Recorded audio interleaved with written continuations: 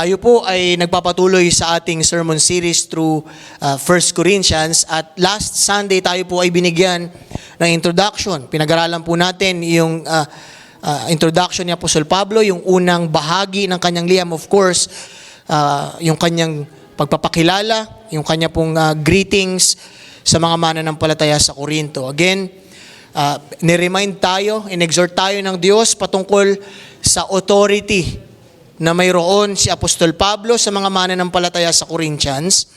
And at the same time sa atin, na ang salita ng Diyos ay may authority sa ating buhay. Therefore, kapag tayo po ay nakikinig ng salita ng Diyos na pinipreach sa atin, ine-exhort tayo ng mga office bearers through the Word of God, they carry the authority na mayroon din si Apostol Pablo. Therefore, yung mga mananampalataya sa unang Korinto at sa atin ngayon, ang nararapat nating tugon ay magpasakop. Tama po ba? Makinig, sumunod, dahil ito ay para sa ating ikabubuti. At nilinaw ni Apostol Pablo matapos niyang pinaalala sa mga mananampalataya sa Korinto yung kanyang otoridad bilang apostol ng ating Panginoon sa Kristo, ni-remind niya, in-exhort niya muna yung mga mananampalataya sa unang Korinto about their identity, kung sino na sila. Sabi ni Apostol Pablo, dahil alam natin na ang lipunan o kultura na ginagalawan ng mga mananampalataya during that time is very sinful, pagan, immersed sa sexual immorality. Nilinaw ni Apostol Pablo na dahil sila ay mananampalataya ni Kristo Jesus, dahil sila ay nakipag-isa na kay Kristo Jesus, that they have called upon the name of the Lord Jesus Christ, ang tawag, deklarasyon ni Apostol Pablo sa kanila is this: you are sanctified in Christ Jesus and you are called to be saints. Kayo, bago ko kayo i-rebuke, bago ko kayo i-exhort, lagi ninyong tandaan at huwag ninyong kalimutan ang inyong katayuan na sa Diyos. Kayo ay itinuring ng banal. Kayo ay tinawag na ng Diyos, hiniwalay, ibinukod na sa mundong ito tungo sa kanyang kabanalan. Again, yung mga makasalanan sa Corinthian, sa city of Corinth na niligtas ng Diyos, they are called to be saints. And that is true sa atin, mga kapatid. We are called to be saints and we are already sanctified. Hindi dahil sa ating sarili, kundi dahil kay Kristo Jesus.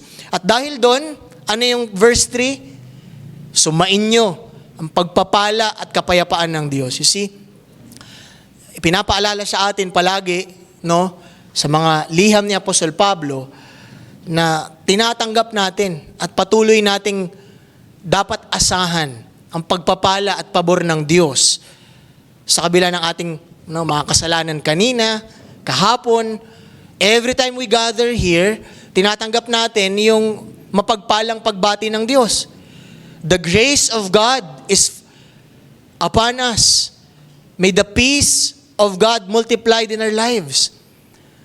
Ganun po, kadakila, kaganda yung ating pinangahawakang pananampalataya. Na hindi tayo haharap sa Diyos na aasa sa ating mga sarili dahil wala po tayong pag-asa.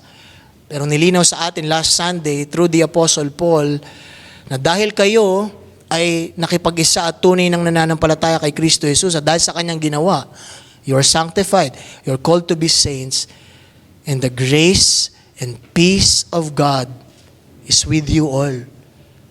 Sumasa inyo na ang biyaya at pagpapala, kapayapaan ng Diyos. At sa atin pong verse ngayong umaga, ipinagpapatuloy ni Apostol Pablo yung kanyang napakagandang introduction para sa mga hindi masyadong magandang estado ng mga mananampalataya sa Korinto.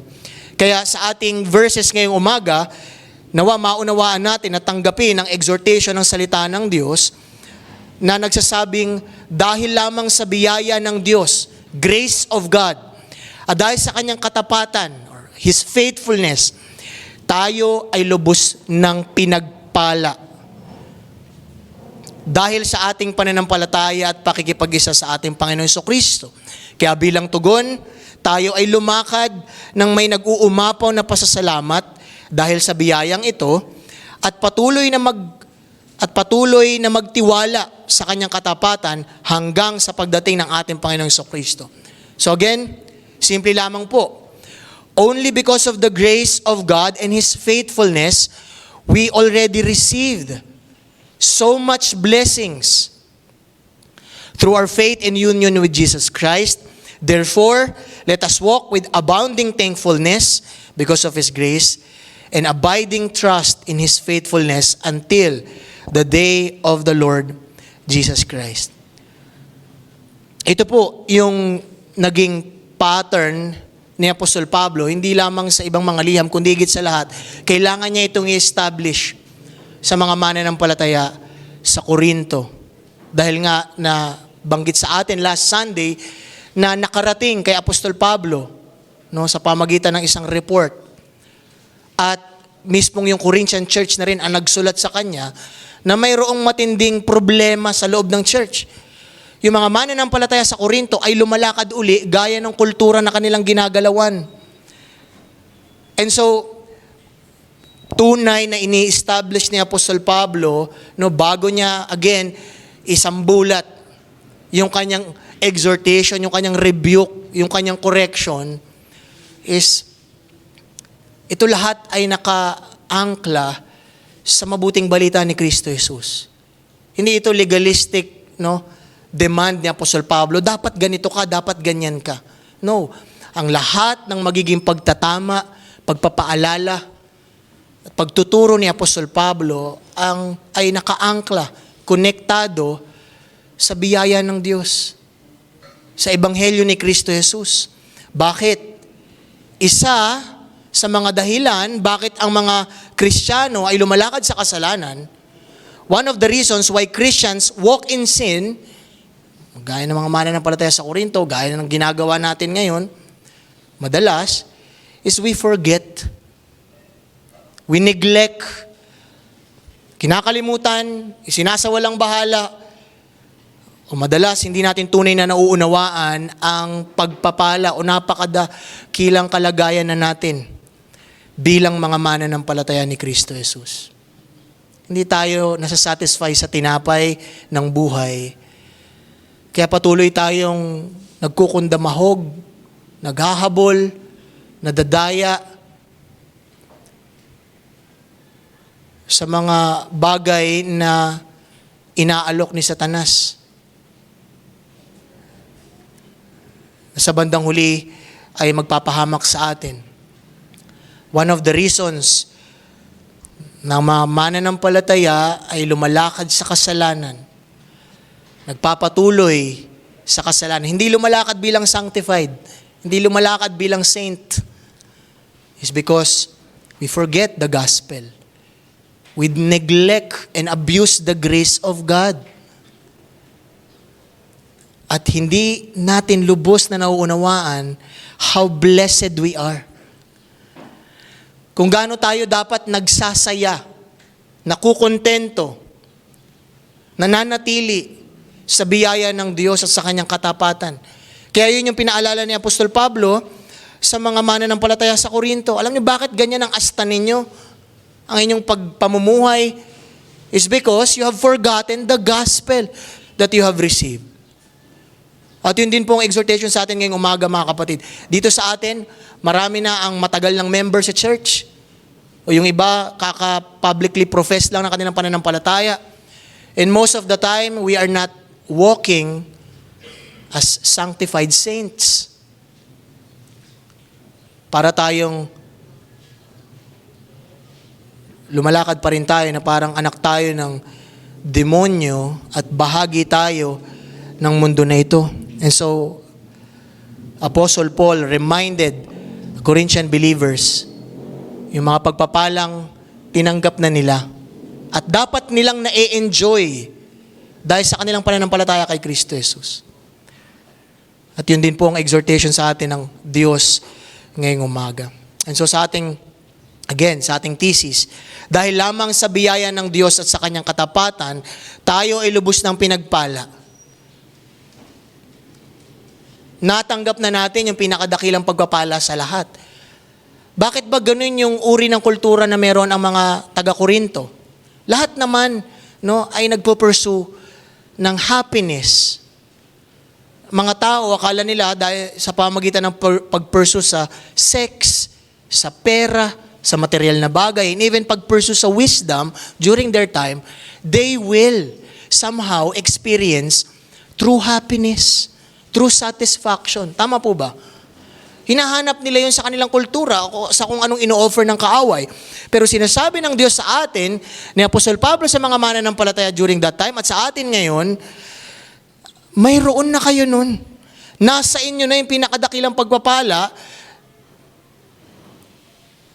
sa pamagitan ng inyong pakikipag-isa kay Kristo Jesus. Tayo ay lubos ng pinagpala dahil sa pananampalataya at pakikipag-isa natin kay Kristo Jesus. Anong sabi ni Apostol Pablo sa verse 4? I give thanks to my God. Nagpapasalamat ang Diyos, si Apostol Pablo, sa Diyos.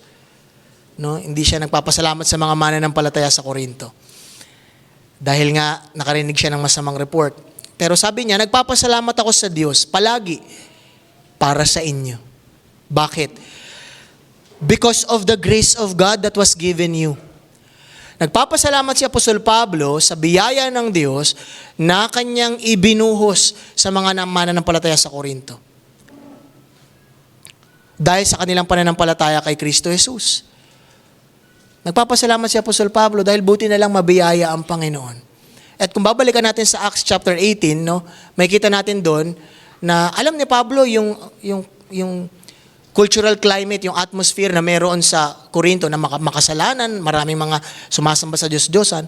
At naalala nyo, nagkaroon ng vision si Apostol Pablo sa Acts chapter 18 na sinabi ng Diyos sa kanya, magpakatatag ka dahil marami akong tagasunod at in other words, piniling mga makasalanan na ililigtas sa Korinto. Kaya nagstay si Apostol Pablo doon ng 18 months.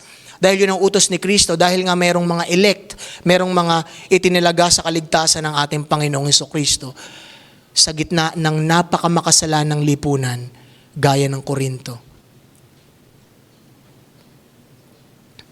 Ano ba yung mga pagpapalang sinasabi ni Apostol Pablo dito? Sabi niya, I give thanks to God, to my God always, for you because of the grace of God that was given you. Hindi lang niya ipinaranas sa inyo ang biyaya ng kaligtasan, kundi kaakibat nito ay pinagpala niya kayo. Dahil sa inyong pananampalataya kay Kristo Jesus. Again, ito yung pundasyon, ito yung nais linawin ni Apostol Pablo bago niya i-exhort at i-rebuke yung mga mananampalataya. Bakit? Every rebuke and every command na ibibigay ni Apostol Pablo moving forward ay anchored upon the gospel and its blessings. Kaya sinisimulan niya na, huwag niyong kakalimutan, natanggap niyo na at naranasan niyo na ang biyaya ng Panginoon kahit hindi kayo karapat-dapat. Ang karapat-dapat sa inyo ay pagpaparusa, pero ang biyaya ng Diyos ang inyong natanggap because you are united. Kaya nga, moving forward, mapapansin natin na bawat utos ni Apostol Pablo, bawat rebuke ni Apostol Pablo, pinapaalala niya may kaakibat itong blessing mula sa Diyos, di ba? Sabi niya, be united, magkaisa kayo kasi merong division sa Corinthian church. Be united with one another because you are already united with Christ. You see? Ang dahilan ng inyong pagkakaisa ay dahil kayo ay nakipag-isa na kay Kristo Jesus. At ang pinakasikat na exhortation sa atin sa 1 Corinthians, ano sabi?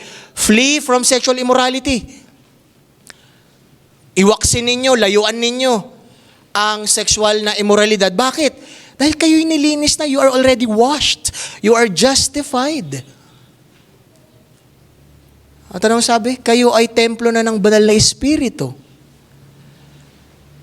Dahil sa biyaya ng Diyos.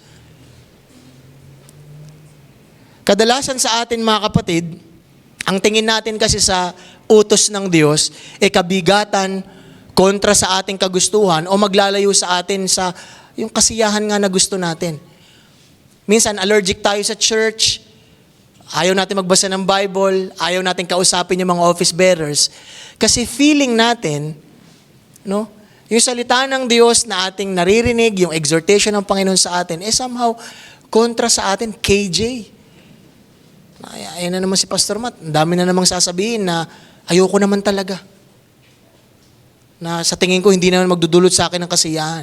Ang alam ko magbibigay sa akin ng kasiyahan, yung mga bawal, yung mga hindi kalooban ng Panginoon. Where in fact, it is the exact opposite. Pakinggan niyo mga kapatid.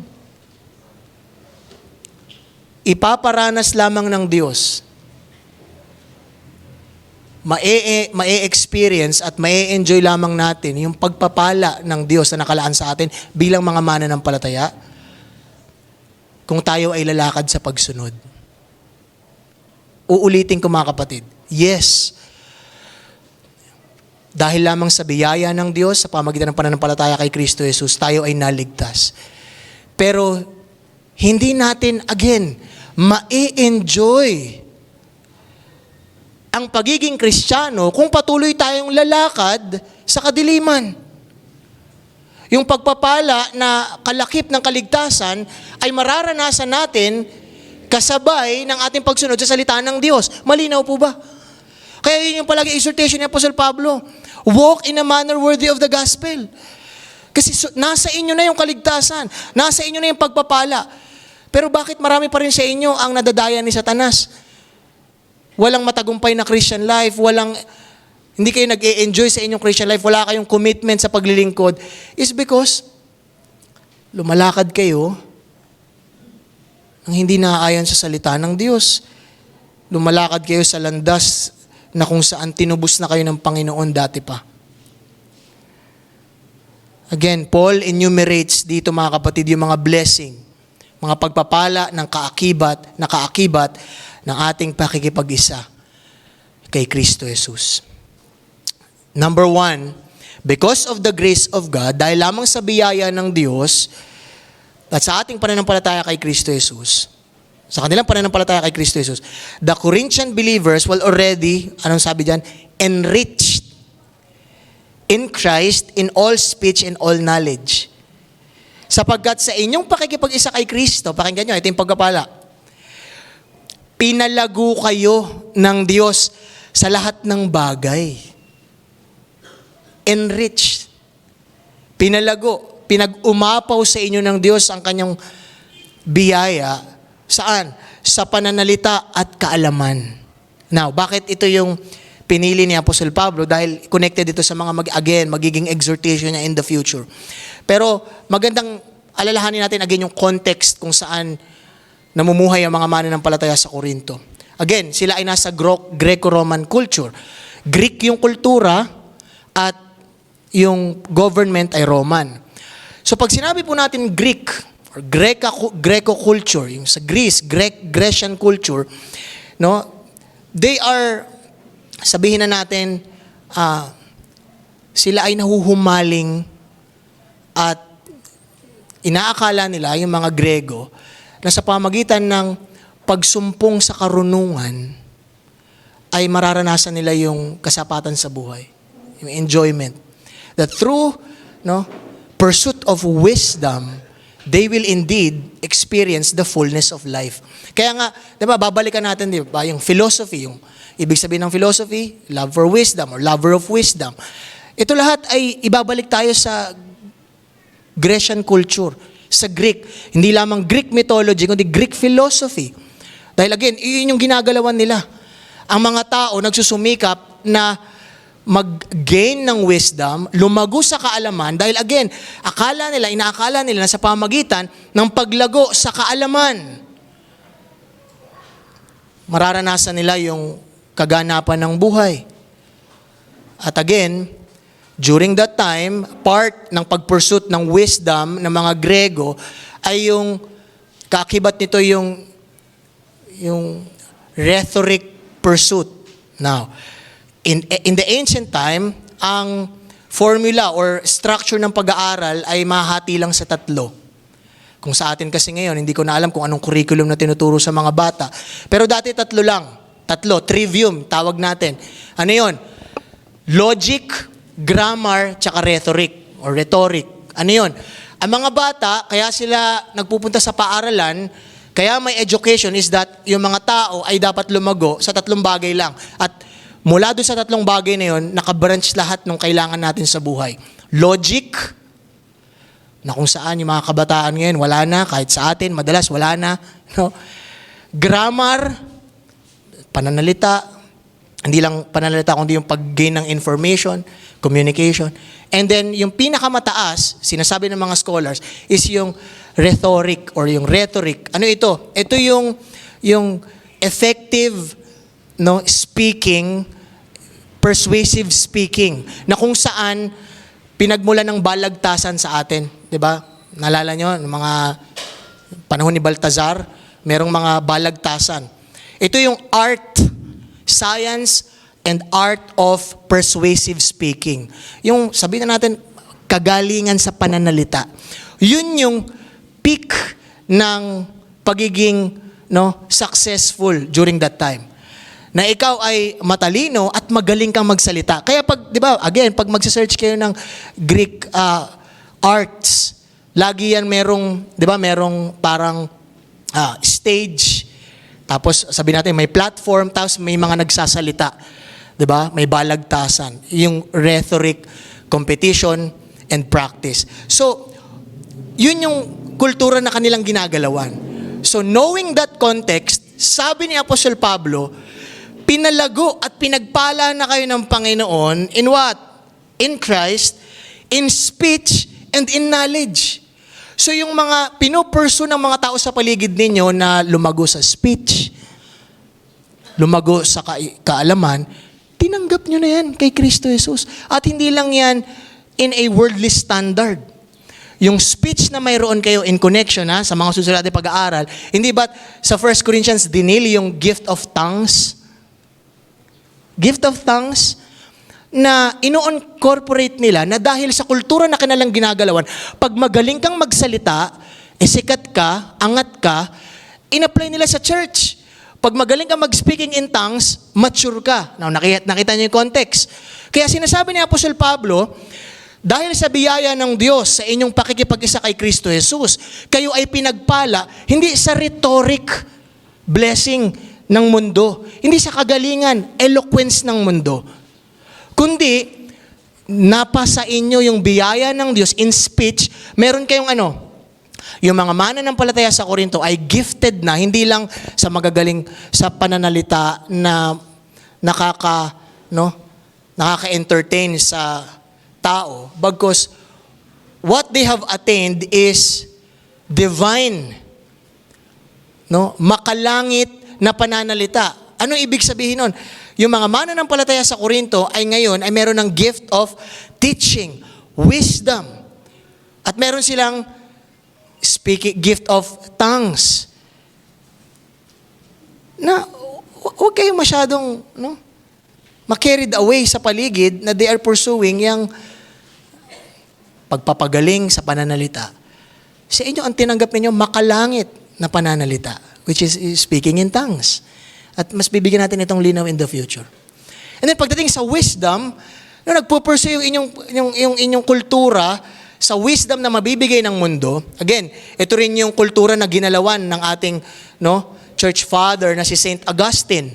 Si Saint Augustine talaga genius yun, taga-Africa, pero pinurso niya yung pag-aaral sa Rome, maging sa Greece, kasi magaling siya sa rhetoric. Magaling magsalita si Saint Augustine. Actually, naging professor siya ng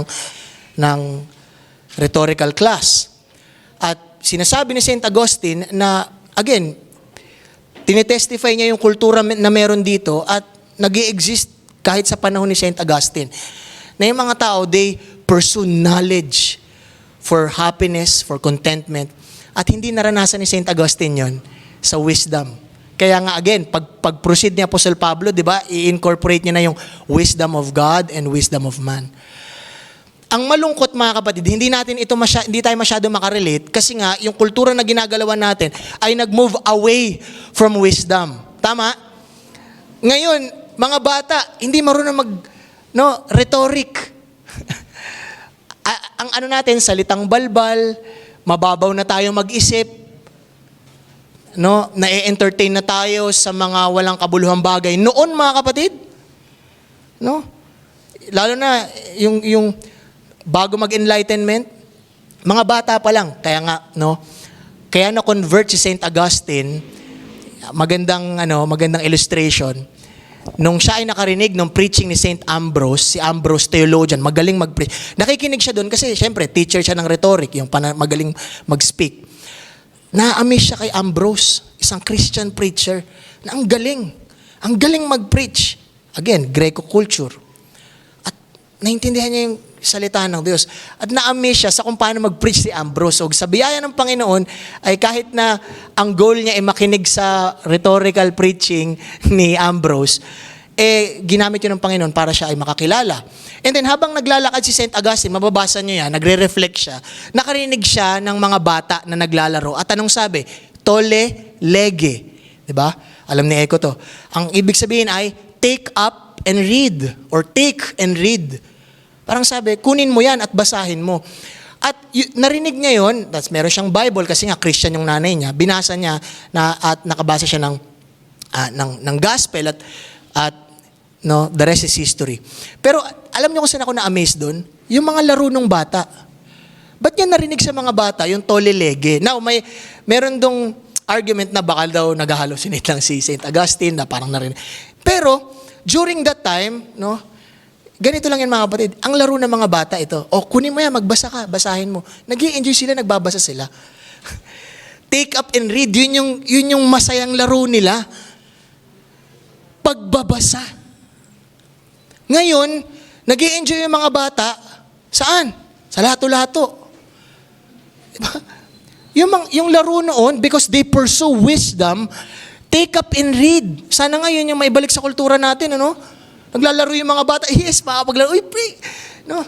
Kikita si Teo, sila Kali, sila, uy, tara, basahin na natin. Nabasa ko yung libro ni pag-usapan natin. Nabasa ko yung ganitong novel, nabasa ko yung ganitong libro. Because they value knowledge during that time. And I pray, mga kapatid, maibalik yun. Kahit yun yung ganong kultura na nagbabasa, nagpupursue ng wisdom ang mga tao, hindi tayo puro mabilis ang entertainment sa social media, yung mga sumisikat na vlogger, influencer, ay mga walang logic, walang grammar, maging sa rhetoric, sablay lahat. Pero yun yung nag-flourish ngayon sa kultura natin. Now, in relation sa ating pag-aaral, bakit ko ito sinasabi? Sinasabi ni Apostol Pablo na yung kultura na inyong ginagalawan, they pursue speech and knowledge na earthly. Pero yung inyong tinanggap sa biyaya ng Panginoon, hindi lang earthly speech, kundi pinakamataas, heavenly speech, heavenly tongues. At yan ay bahagi ng kaloob ng Panginoon sa inyo. At yung wisdom, yung gnosis na tinatawag, hindi lang iyan yung wisdom na ino-offer ng mundo na magigain mo sa pagbabasa, pag-aaral. Kundi iyan yung karunungan na nagmumula sa Diyos, sa banal na Espiritu na sasabihin ni Apostol Pablo sa mga susunod na chapters. Now, ano yung punto ni Apostol Pablo? Yung lahat na pinupursue ng kultura na mayroon kayo, higit pa yung ibinigay sa inyo ng Diyos. At paano natin ito ma-apply sa atin, mga kapatid? Yung mga bagay na pinupursu sa ating paligid, it is all in vain. Walang katuturan. Wala talagang saysay. Panandalian lang. Kumpara sa mga walang hanggan at mga dakilang pagpapala na tinanggap na natin sa ating Panginoon. And mga kapatid, pag naging malinaw yun, hindi tayo aakto gaya ng iba. Tama? Kung malinaw sa mga Corinthian believers, nagpupursue sila ng speech, yung rhetoric, no? At nagpupursue sila ng wisdom, but what we have received in Christ is much greater. Kaya hindi ako aakto gaya nila. At kung nagpupursue yung ating paligid ng pera, kasapatan sa buhay dito, na kahit linggo nagtatrabaho para lang magtagumpay sa buhay, hindi tayo. Because kung ano yung natanggap natin, mas dakila pa sa kung ano yung pinagsusumikapang habulin o maranasan ng mundo na ito. The Corinthian believers, because of the grace of God, were already enriched in Christ. In all speech and all wisdom. Ano pa mga pagpapala Even, verse 6, even as the testimony of Christ was confirmed among you. Dahil dito napatunayan sa inyo na mga itinuro namin tungkol kay Kristo ay totoo. Now, ano yung sinasabi ditong testimony about Christ? Sinasabi lang dito ni Apostol Pablo, once in your life, ako mismo, sabi ni Apostol Pablo, I have testified, I can testify, na tunay niyong tinanggap na ang gospel. At tunay nang napatunayan sa inyo ang ebanghelyo ni Kristo Jesus, ang ebidensya ng kaligtasan. Sa kabila ng makasalanang puso ng mga mananampalataya sa Korinto at kultura na kanilang ginagalawan, sila ay tunay nang niligtas. Napatunayan ito sapagkat tunay nilang tinanggap at pinanampalatayanan ng salita ng Diyos na ipinahayag at itinuro ni Pablo sa kanila. Pinapaalala ni Pablo, huwag niyong i-excuse sa akin na, no, Pablo or Paul, baka hindi talaga kami ligtas, baka hindi talaga namin natanggap ang biyaya ng Panginoon. No. Sinasabi ni Apostol Pablo, actually, the testimony of Christ was confirmed among you. Ang bigat nun, mga kapatid. Na yung iglesia, yung church sa Corinto, somehow, evidently shown, no, napatunayan na nila, na-confirm na sa kanila mga buhay, na tunay na nga nilang tinanggap at pinanampalatayanan ang gospel. Alam ni Pablo na sila ay mga tunay na mananampalataya. Dahil tunay na nilang tinanggap at pinanampalatayanan ng ebanghelyo. Balikan ulit natin, no? Acts 18, 8-10. Again, ito yung pagpaplant ni Apostol Pablo sa Corinthian Church. Sabi ng verse 8-10 ng Acts 18, si Crispus na namumuno sa sambahan ng mga Hudyo, leader ng synagogue, si Crispus, at ang kanyang pamilya ay sumampalataya rin sa Panginoon. At marami pa mga taga-Korinto ang nakinig kay Pablo at sumampalataya at nagpabautismo. You see? Inaalala ni Pablo yung confirmation ng Diyos sa kanila nung nandoon pa si Pablo. No, tinanggap nyo na yung gospel. Pinanampalatayanan nyo na ang kaligtasan kay Kristo Jesus. Marami mga kapatid sa atin ngayon in application. No? Sinasabi na Apostol Pablo, the testimony of Christ was already confirmed among you. Pero ngayon parang hindi natitestify yung gospel sa inyong mga buhay. Marami sa atin dito ngayon, we know, and ultimately God knows that you are already saved. Tunay ka nang nanampalataya kay Kristo Jesus. Once mo nang naranasan ang biyaya ng Diyos, naliwanagan ka sa iyong mga kasalanan, at tunay kang namangha, nanampalataya sa ebanghelyo ni Kristo Jesus. Pero most of the time, lalo ngayong season, parang hindi ka lumalakad ayon dito. Naalala niyo ba yun, mga kapatid?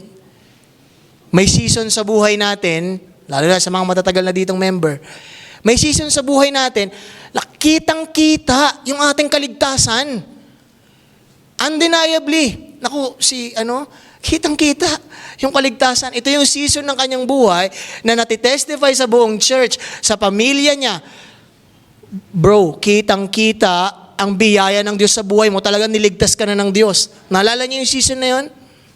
Na kahit yung mga hindi mo close, kahit yung kapitbahay mo, kahit yung kaklase mo, natitestify nila, brother, sister, parang may iba sa'yo. Binago ka na talaga ng Panginoon. May season sa buhay natin na sa biyaya ng Diyos, evident yung kaligtasan natin.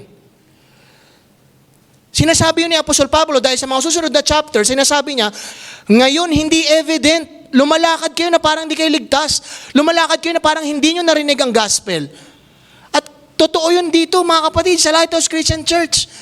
I myself, witness ako. Marami sa inyo, may season sa inyong buhay noon na undeniably that you are abounding in the grace of God.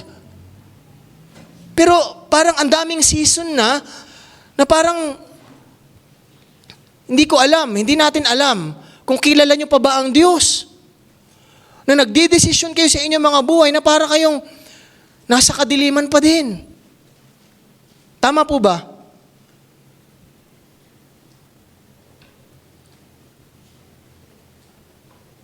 Pero ngayon, tila ba? Alam mong naliligaw ka pero nagpapatuloy ka sa pagkaligaw. Knowing the fact na once in your life, marami ng pagkakataong pinaranas sa'yo ng Panginoon kung gaano kasaya, kung gaano kasapat, no, kung gaano ka dakila yung pakiramdam na lumalakad sa biyaya ng Diyos. Na sa kabila ng iyong mga problema noon, pagsubok, tukso ni Satanas, you are walking in light of the gospel. At tila baga nakalimutan na natin yon, mga kapatid. At ito'y paalala din sa akin. Ba't sinabi ni Apostol Pablo? The testimony of Christ, yung salita ng Diyos patungkol kay Kristo na aming tinuro sa inyo, it was confirmed among you. Napatunayan. Dahil sa kabila ng makasalanan na kultura na ginagalaman ninyo, nakita namin that you are really washed, justified. Pero ngayon ay tila, hindi yun nakikita sa inyo mga buhay. Kaya kailangan nyo magising. At huwag magpatuloy sa pandaraya ng kaaway. It's time to go back. Remember the joy of your salvation. Remember the joy of your salvation. Alam nyo na yun, mga kapatid, na if I may say, nalasahan nyo na, naranasan nyo na ang biyaya ng Diyos at ipinaranas niya na sa inyo yung kasapatan at kagalakan na lumakad ayon sa Ebanghelyo ni Kristo Jesus. At pinagpapalit nyo yun ngayon sa mga basura na inaalok ng mundo. Because of the grace of God, the Corinthian believers were already enriched in Christ, in all speech and all wisdom. The testimony of Christ was confirmed among them. Pangatlo, ano pang pagpapala? Kibat ng kanilang pakikipag-isa kay Kristo Jesus. Hindi lang sila pinagpala in all speech and all wisdom, hindi lang na-confirm sa kanila yung kaligtasan mula kay Kristo, yung aral na tinanggap nila, kundi pangatlo, hindi sila nagkulang sa kaloob ng Diyos. The Corinthian believers did not lack in any gift. Ano sabi ng verse 7? So that you are not lacking in any gift. Hindi kayo kinukulang sa anumang kaloob na espiritual habang iniintay niyo pagbabalik ng Panginoon sa Kristo. Kaakibat ng kaligtasan na ibinigay sa atin, alam natin ito, ay tayo pinagkalooban ng mga spiritual gifts, spiritual blessings, kakayahan at kaloob na mula sa Diyos na magagamit natin at dapat natin gamitin para sa ikabubuti ng church. Tama po ba? At ito yung sinasabi ni Pablo sa Corinthian believers. Hindi kayo nagkulang. No? Kaakibat ang inyong kaligtasan, pinagpala kayo ng Panginoon sa mga espiritual na kaloob. Kaya nga, take note nyo yan. Isa yan sa i-address ni Pablo. Dahil sa abundant, no, spiritual giftings sa Corinthian church, marami sa kanila talaga gifted spiritually. Kaya sa 1 Corinthians 13, sasabihin ni Apostol Pablo, walang saysay ang mga kaloob ninyo kung hindi nyo yung gagamitin na may pag-ibig. So pinapaalala ni Apostol Pablo, kaakibat ang inyong kaligtasan, pinagkalooban kayo ng Diyos ng mga spiritual na pagpapala. At dapat gamitin nyo yan para sa kanyang kalawalatian at para sa ikabubuti ng church. At anong application nito sa atin? Remember, ano ang sabi sa atin ng 1 Peter 4:10? Binigyan ng Diyos ang bawat isa sa atin ng kaloob. Now, mayroong spiritual gifts, teaching, encouragement, giving, lahat ng iyan. Hindi issue kung ano o saan. Pero ang sigurado tayo is this, ang bawat isa sa atin. At hindi natin business na alamin, ano kaya spiritual gift ko? Nasa sayo yun. Alam yun ng Diyos at alam mo yun by the testimony of the Spirit. At gagamitin ka niya para sa kalawalatian ng Diyos at para sa ikabubuti ng church. Pakinggan nyo ito, mga kapatid. Alam nyo, sabi ng mga comment ng theologians, scholars, historians sa Corinthian church, walang ibang church na nakarecord sa scripture and all history na mas gifted sa Corinthian church. The Corinthian church is gifted, hindi lang spiritual gifts, kundi in doctrine. Kaya kung mapapansin nyo yung buong 1 Corinthians, hindi masyado nagdwell si Pablo sa doktrina. Aplikasyon, bakit? Gifted. Again, sa kultura na ginagalawan nila, the Corinthian believers are abundant in gifts and in doctrinal knowledge.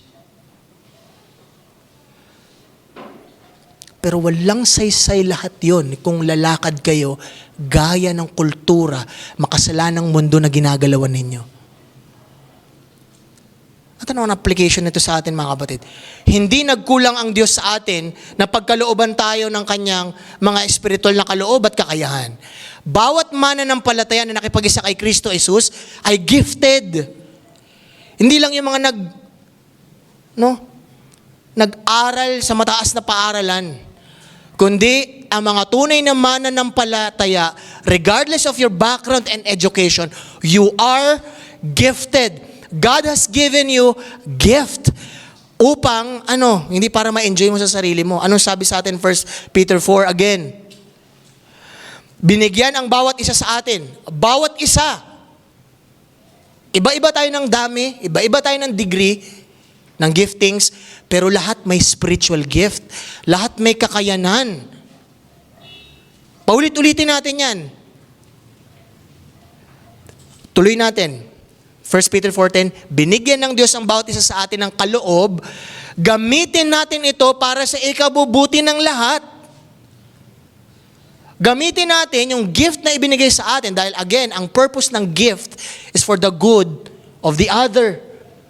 Hindi ako binigyan ng Panginoon ng gift ng preaching para sa akin. Alam na mag-preach ako sa sarili ko. Yung gift na binigay sa iyo is beneficial at magiging pagpapala sa iyong kapwa, lalo na kapwa mananampalataya. Gamitin natin ito para sa ikabubuti ng lahat bilang mabubuting katiwala ng iba't ibang kaloob ng Diyos. Ano ang nais kong sabihin dito, mga kapatid? Gaya ng mga mananampalataya sa Korinto, we are gifted. Hindi tayo siguro kasing gifted nila in terms of, dahil apostolic age pa yon, in terms of spiritual gifts. But the case is this, we are all gifted. You know that?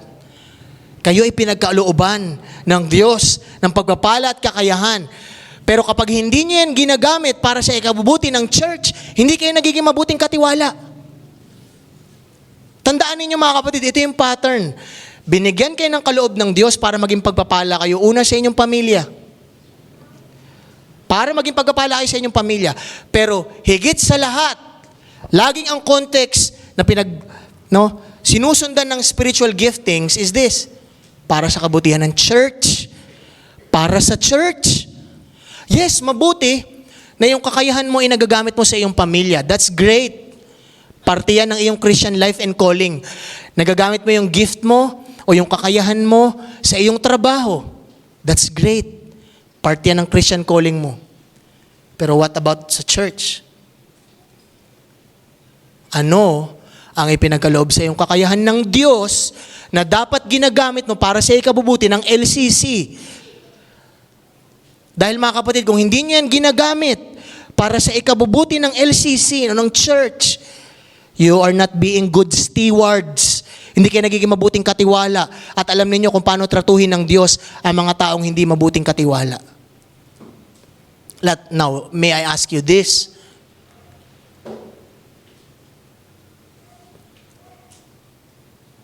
Gaano natin naunawaan that we are indeed blessed by God at biniyayaan niya tayo ng mga kaloob. At ito masakit. Mayroon kang mga kaloob ngayon na never pa namin na-experience o natanggap. Because you are selfish enough to keep it sa iyong sarili lamang. Tagal mo ng member sa church, matagal ka nang nakakarinig ng salita ng Diyos. Ito masakit, mga kapatid. Pero ang asta natin ngayon, knowing, ang dami natin pinagdaanan in the past, ang asta natin ngayon is mas masahol pa tayo sa mga bisita. Mas masahol pa tayo sa mga unang mananampalataya. At nakakalungkot yun, mga kapatid. Ano sabi ng Apostol Pablo? Hindi nagkulang ang Diyos sa inyo sa mga spiritual na pagpapala. At yun din sinasabi sa atin. Hindi nagkulang ang Diyos sa atin. Hindi lang spiritually, materially. Pero the question is, ramdam ba ng iyong mga kapamanampalataya that you are indeed gifted by God for their good? Masasabi ba ng iyong kapamanampalataya na, kapatid, pakinggan mo to, kahit marami kang problema, pinagdaraanan, pagpapala ka sa akin ng Diyos. Dahil yun yung design ng Diyos sa church. Pare-parehas man tayong may bigatin, may pare-parehas man tayong hindi perfect. Lahat tayo dependent lang sa biyaya ng Diyos. Pero indeed, dahil din sa kanyang biyaya, pagpapala tayo sa isa't isa. Kahit tila wala na tayo may pagpasalamat sa dami nating problema sa mundo, but because we are in Christ, hindi nagkulang ang Diyos ng kaloob sa atin, mga kapatid. Tayo lang ang lagi nagkukulang na ipakita ito at ipaglingkod dito sa ating kapwa mananampalataya.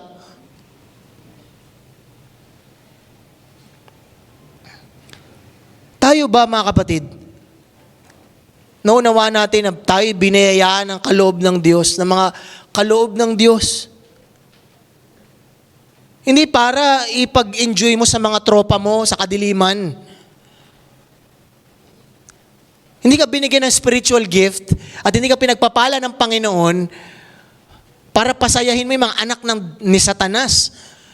You are graciously gifted for the good of the church and for the advancement of the kingdom of Christ. At sa pamagitan nun, tunay kayong mapagpapala. Tunay nating ma-enjoy ang biyaya ng Diyos sa atin, mga kapatid.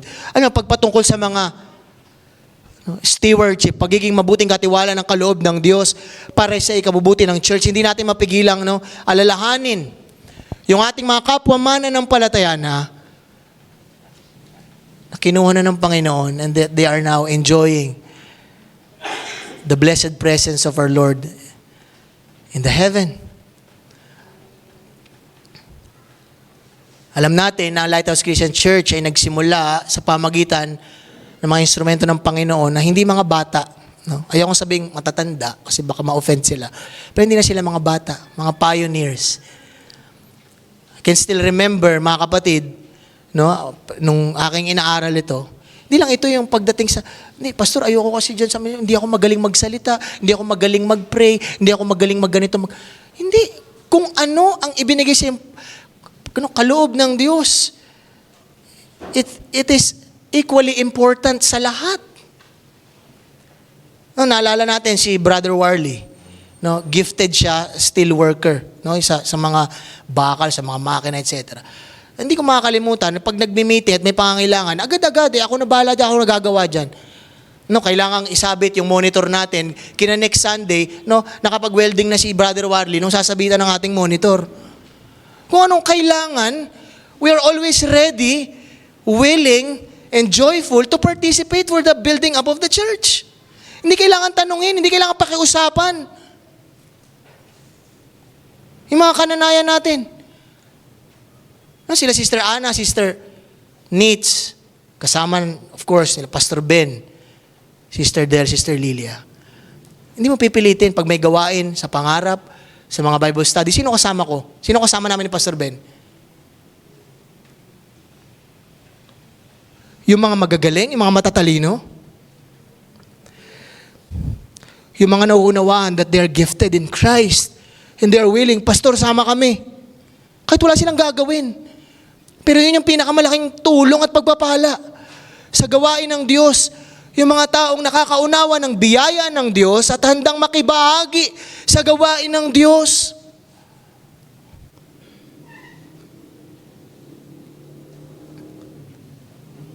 Kahit sila, mga kapatid, old age, walang excuse na matanda na kami, Pastor, kayo na lang. Kung sino pa yung mga nakakatanda, sila pa yung nakakaunawa na, Pastor, despite ng aming edad, we know that we can, contribute something dahil yun ang kalooban ng Diyos. Kami magluluto, kami mag-i-invite. Pastor, hindi kami magaling mag-preach, magturo, pero kaya namin mag-invite. Mag-i-invite kami, turuan nyo sila nila Pastor Ben. Nakikita nyo? Nasaan yun ngayon sa church? Yung desire na, Lord, hindi aksidente, dinala mo ako dito, pinagpala mo ako sa isang local church. Hindi po pwede, Panginoon, na a-attend ako, mabibless ako, tapos uuwi ako. Tapos magtatampisaw na naman ako sa impyerno. What can I do to participate in the building up of this church? Binayayaan mo ko, Panginoon, at lubos ang aking pasasalamat at hindi ko kayang hindi maglingkod sa kahit anong kapamaraanan. At yung mga tunay na nakakaunawa nito, mga kapatid, hindi mo pipilitin. Sino ba ang namilit kay Sean na samahan si Carlo?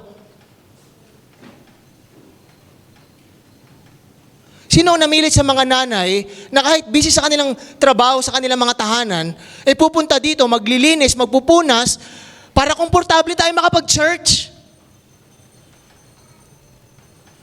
But because of the grace of God, they have understood, dahil sa pasasalamat nila sa Ebanghelyo ni Kristo Jesus, Panginoon, ano man yung kaya namin. And it's a shame, lalo na sa mga kabataan ngayon, ang lalakas. Ang daming panahon para mag-enjoy sa travel, sa party, sa Netflix, sa social media. Pero hindi mo makita sa church.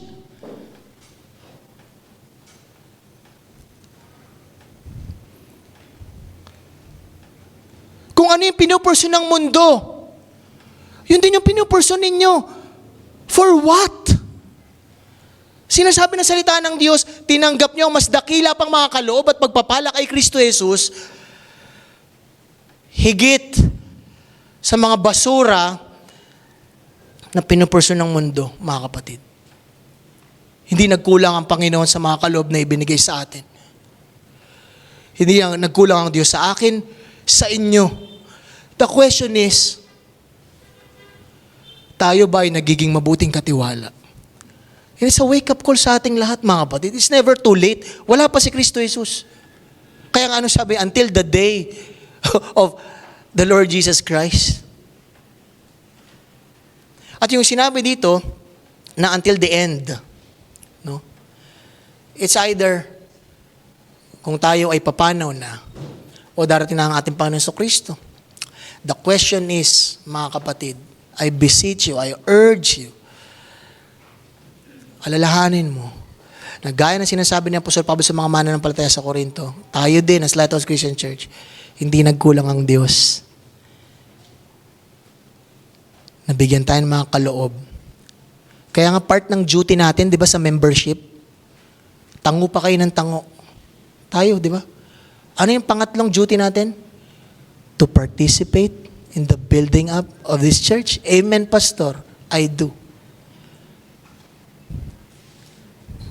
Pastor, ano ba kasi? Hindi ako makaano sa mga setup. Hindi ko alam yan. Ang dami na nila Sister Olive nag-aasikaso. Paano ako makakapag-participate, Pastor? No? Again, lagi ko sinasabi, attend ka. Dito ka, pumunta ka. Kasi hindi mo makikita yung need pag wala ka dito. Unahin mo muna. Unahin natin. Pinaka-basic. Lord's Day. Morning and evening. Ay, Pastor, kailangan ba? Akala ko schedule pa rin. Hindi na po tayo schedule. Wala ng pandemic. Fellowship. Sige nga.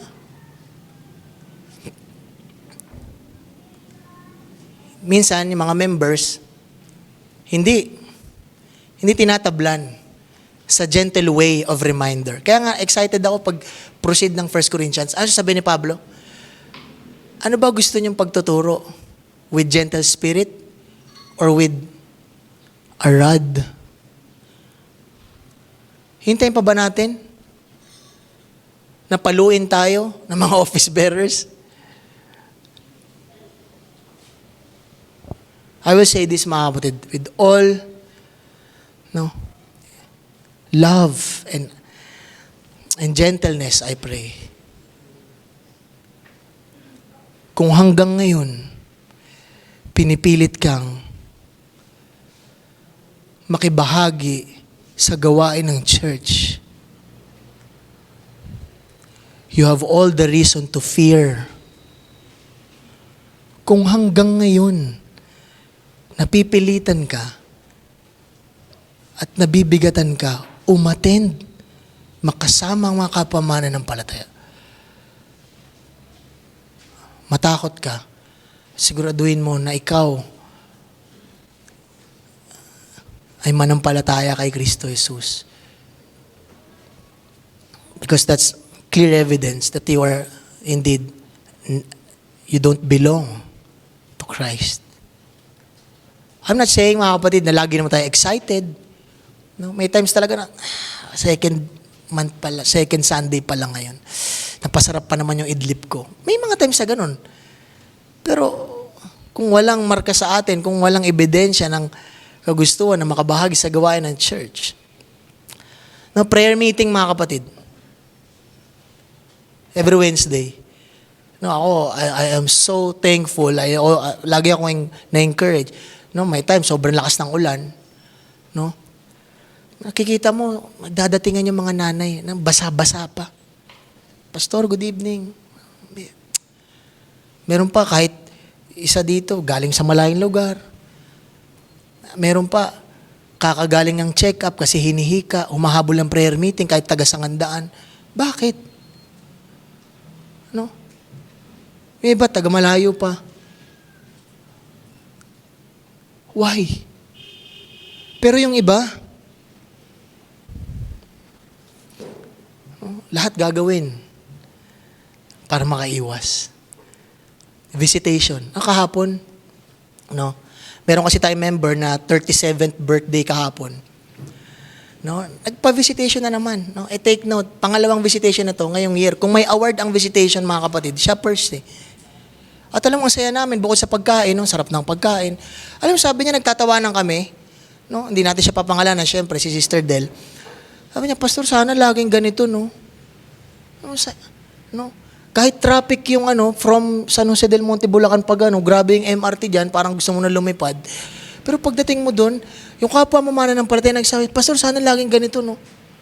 Nangingilid yung luha ko. No? Hindi, joke lang. Bakit?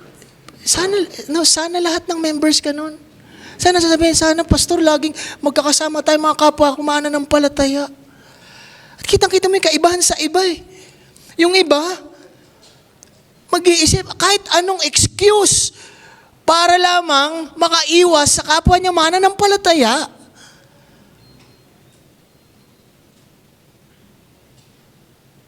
Mga kapatid,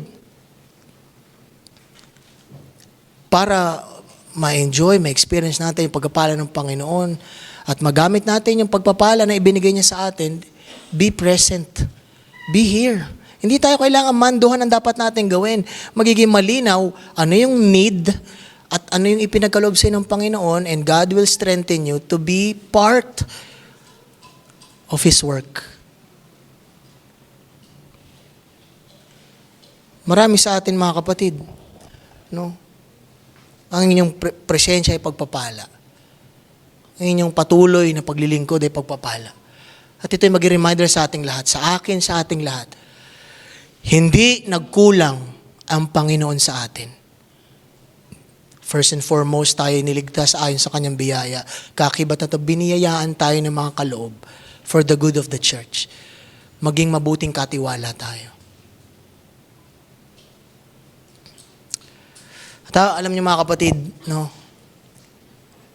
Kung talagang i-immerse natin yung pagbabasa ng 1 Corinthians, maintindihan natin si Apostol Pablo, how frustrated he is. No? 18 months, nagpagal siya. Kabila ng persecution. Kagagaling niya, di ba, ng Thessalonica and Berean. Doon yung nahimatay siya.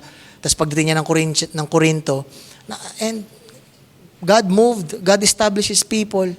And then mababalitaan niya na kung ano-ano nang ginagawa ng mga mananampalataya sa Corinto. Pero mga kapatid, ito yung comfort ni Apostol Pablo at ito yung comfort natin ayon sa biyaya ng Diyos. Ano sabi sa atin? Ng verse 8. Malapit na tayo matapos. Sa kabila ng kalagayan ng mga mananampalataya sa Corinto, at after ipaalala ni Apostol Pablo yung mga pagpapala na sa kanila na dahil kay Kristo Jesus, ano sabi? Jesus Christ, He will sustain you to the end. He will sustain you till the end. Pananatilihin niya kayong matatag sa pananampalataya. Yung nangyayari sa inyo ngayon, ay hindi yan yung end ninyo. Pananatilihin kayo ng Diyos. At ito yung dakilang pangako mga kapatid. Ano sabi? Pananatilihin kayong matatag sa pananampalataya hanggang sa katapusan upang kayo'y maging walang kapintasan sa araw ng kanyang pagdating. Sa kabila ng mga panahon na yon, puro kapintasan yung Corinthian church. Tayo ngayon, kadalasan puro tayo kapintasan, hindi nakikita sa atin yung kaligtasan na ating natanggap. Ito yung ating comfort. Ito yung pinangahawakan ni Apostol Pablo dahil tayo kay Kristo Jesus. God will sustain you. Corinthian church, problematic church, this is our hope. This is our confidence. Dahil kayo na kay Kristo, He will sustain you. At ihaharap niya kayo sa kanyang trono ng walang kapintasan. Tayo, na puro kapintasan. Ito yung ating assurance. Dahil kay Kristo at sa kanyang ginawa, tiyak na sa kanyang muling pagdating, hindi niya tayo uhusgahan. Bakit? Ibinihis niya na sa atin ang kanyang kabanalan. Tayo ay napatawad na. Hindi na tayo susumbatan ng Panginoon. Bakit ganito yung naging paglakad o bakit ganito ginawa mo ng ganitong araw, ng buwan at taon? Dahil sa biyaya ng Diyos at dahil sa Ebanghelyo ni Kristo Jesus, we will stand before God guiltless. Walang kapintasan, righteous, worthy, beloved. Kaya makikita mo dito, hindi nang guilt trip si Apostol Pablo. Hindi ito out of his sinful manipulation. Ang sinasabi niya, kayo mga kapatid ko, na nanampalataya kay Kristo Jesus, kayo ngayon ay hindi lumalakad sa kalooban ng Diyos at kayo may kapintasan, pero ito yung ebanghelyo na inyong tinanggap. He will sustain you. At ano ang implikasyon nun sa atin? Na tayo ay isusustain ng Panginoon. Mananatili ba tayo sa paglakad sa kapintasan? Bakit pananatilihin tayo ng Panginoon? Verse 9. Dahil yung Diyos na tumawag sa inyo dahil sa kanyang biyaya, yung Diyos na nagligtas sa inyo, Corinthian believers, at sa atin ngayon, mga kapatid, He is faithful. Ang Diyos ay itong tapat na tumawag sa inyo, nagligtas sa inyo, nagpatawad sa inyo.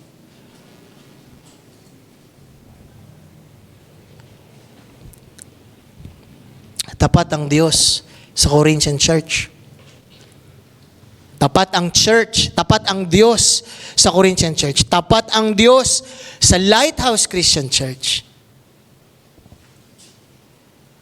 Tapat ang Diyos na nagligtas sa atin at tumawag sa atin na manampalataya at makipag-isa kay Kristo Jesus.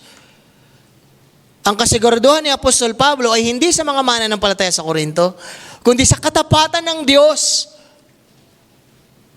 At ito ang comfort ko, comfort ng mga office bearers, comfort nating mga members, comfort natin as a church. That God is faithful. Christ indeed will sustain us. Christ indeed will build up His church sa kabila ng ating pagiging matigas ang ulo.